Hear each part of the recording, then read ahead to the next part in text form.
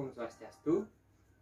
Perkenalkan, saya Ibu Tuhan Nawini Nugraha dari kelas 11 MIPA 3, absen 14. Pada video kali ini, saya akan membacakan teks ceramah pada pembelajaran bahasa Indonesia.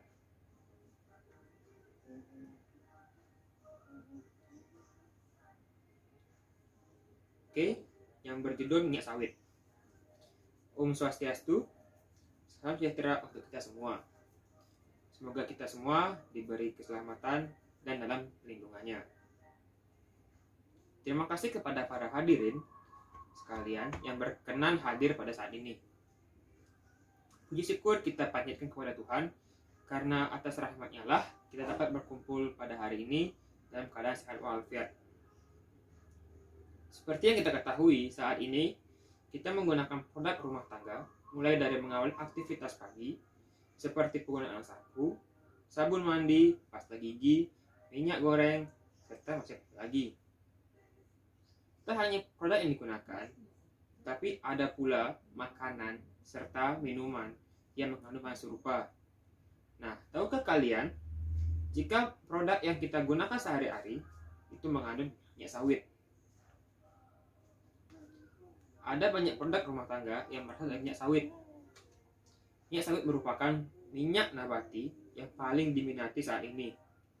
Sehingga permintaan dunia akan minyak sawit meningkat, khususnya di negara ini.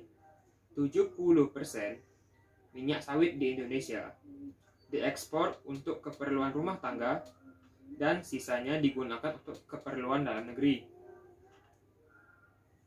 Bahkan tahun ini, negara kita menargetkan ekspor minyak kelapa sawit sebanyak 40 juta ton pada tahun 2020. Peningkatan ekspor yang tidak bertanggung jawab menimbulkan konsekuensi buruk bagi alam, bagi iklim, dan juga bagi manusia itu sendiri. Faktanya, perluasan kelapa sawit menjadi penyebab rusaknya hutan alam, juga hutan gambut kaya karbon di negara ini. Perluasan perkebunan kelapa sawit berkontribusi dalam penggunaan hutan seluas 300.000 hektar are. Pada periode 2009-2011, yang juga merupakan habitat penting bagi satwa langka yang dilindungi dan berperan penting pada keseimbangan ekosistem. Tidak hanya itu, kerusakan hutan hujan tropis di dunia menyumbangkan 20% dari total emisi gas rumah kaca, yang menjadi faktor utama perubahan iklim secara ekstrim dan menyebabkan temperatur bumi meningkat,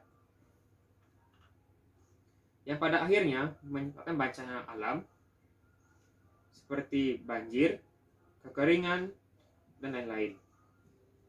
Bahkan, menurut Dewan Nasional Perubahan Iklim, kerusakan hutan yang menyumbang hingga 83% dari emisi gas rumah kaca akan terus meningkat, yang berdampak pada 400 ekor harimau Sumatera yang hidup di alam liar. Jumlah ini akan terus menyusut hingga menyebabkan mereka akan punah.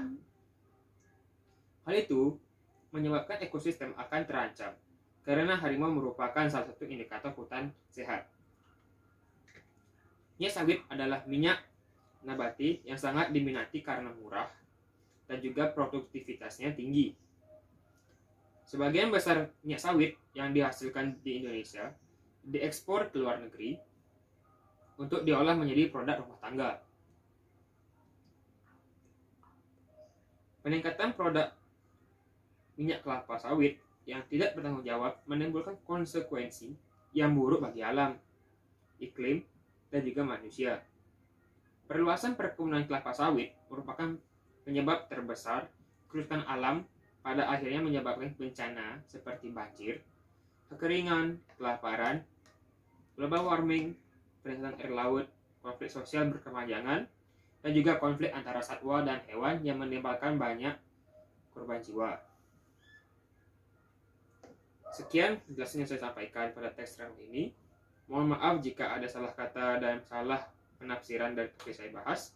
Akhir kata saya akhiri dengan Santi Santi Santi. Salam sejahtera untuk kita semua.